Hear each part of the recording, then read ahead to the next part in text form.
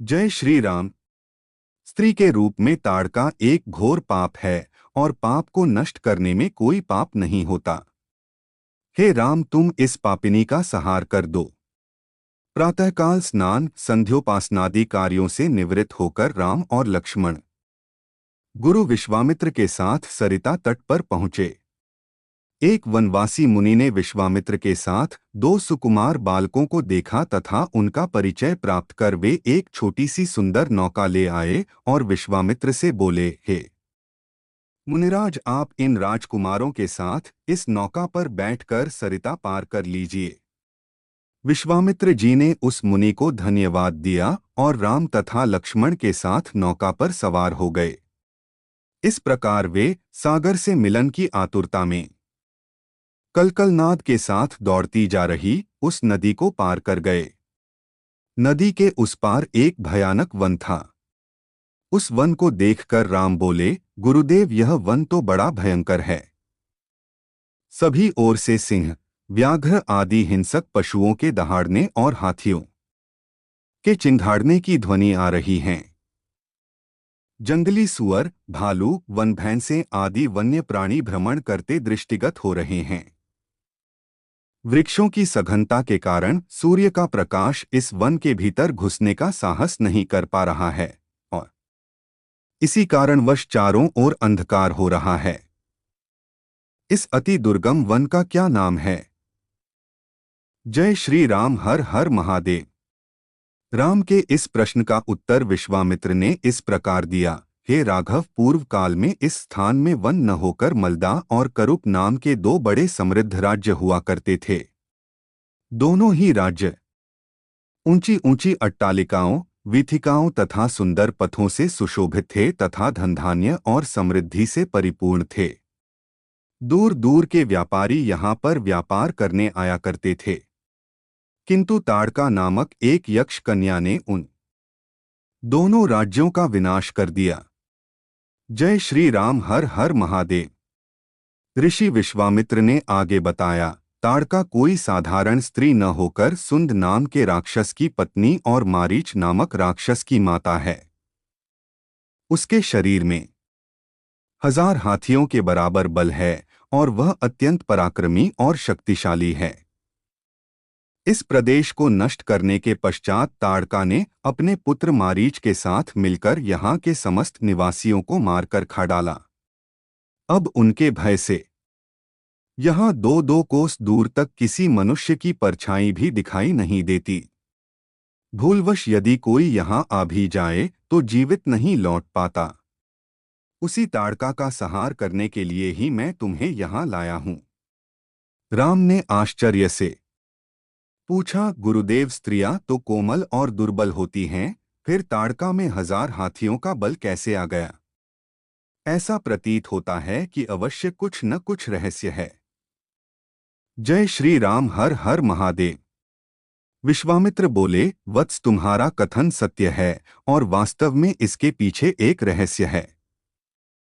सुकेतु नाम का एक अत्यंत बलवान यक्ष था। वह संतानहीन था। अतः संतान प्राप्ति के उद्देश्य से उसने ब्रह्मा जी की कठोर तपस्या की। उसकी तपस्या से प्रसन्न होकर ब्रह्मा जी ने उसे संतान होने का वरदान दे दिया। परिणामस्वरूप ताड़का का जन्म हुआ। सुकेतु के द्वारा ताड़का के अत्यंत बली होने का वर मांगने पर ब्रह्मा जी ने उसके शरीर में 1000 हाथियों का बल दे दिया। जय श्री राम। जय श्री सीताराम। विवाह योग्य आयु होने पर सुकेतु ने ताड़का का विवाह सुंद नामक राक्षस से कर दिया और उससे मारीच का जन्म हुआ। मारीच भी अपनी माता के समान बलवान और पराक्रमी था। वह सुंद राक्षस का पुत्र होकर भी स्वयं राक्षस नहीं था, किंतु बाल्यकाल में वह बहुत उपद्रवी था। ऋषि मुनियों को अकारण कष्ट दिया करता था। उसके उपद्रवों से त्रस्त होकर एक दिन अगस्त्य मुनि ने उसे राक्षस हो जाने का शाप दे दिया। अपने पुत्र के राक्षस गति प्राप्त हो जाने से सुंद अत्यंत क्रोधित हो गया और अगस्त्य ऋषि को मारने दौड़ा। इस पर अगस्त्य ऋषि ने शाप देकर सुंद को तत्काल भस्म कर दिया। अपने पति की मृत्यु का बदला लेने के लिए ताड़का भी अगस्त्य ऋषि पर झपटी।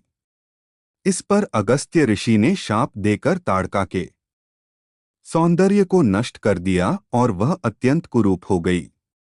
अपनी कुरूपता को देखकर और अपने पति की मृत्यु का बदला लेने के लिए ताड़का ने अगस्त्य मुनि के आश्रम को नष्ट करने का संकल्प किया है। आथ हे राम, मैं तुम्हें आज्ञा देता हूं कि तुम ताड़का का वध करो। तुम्हारे अतिरिक्त इसका वध कोई भी नहीं कर सकता।